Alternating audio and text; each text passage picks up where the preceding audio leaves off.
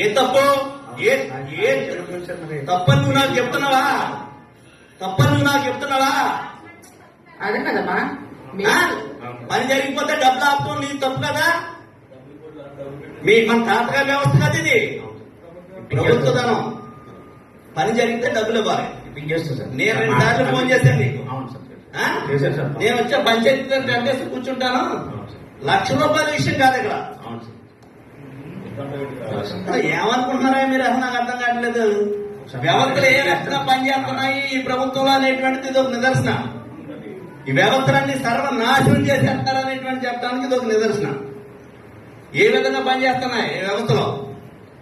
సెక్రటరీలు అందరూ కూడా లాస్ట్ గవర్నమెంట్ లోనే చేశారు, ఇప్పుడు చేస్తున్నారు.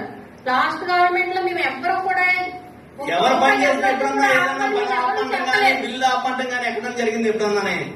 పని జరగకపోతే ఎప్పుడైనా ఎమ్మెల్యే గారికి ఆయన గాని నేను గాని ఎవరన్నా పనిలో అవినీతి జరిగితే దాని మీద బిల్లు ఆపించవచ్చు, ఎంక్వైరీ పెట్టించవచ్చు.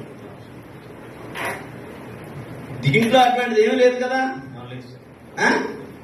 అంటే ఏమనుకుంటున్నారు మీరు? మరి ఇంకా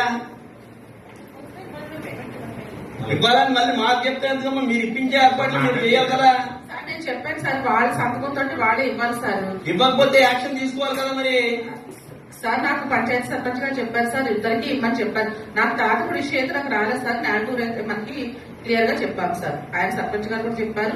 ఇది లాస్ట్ మీటింగ్ లో కూడా అడిగాం కదా, ఏం చేస్తున్నావు నువ్వు?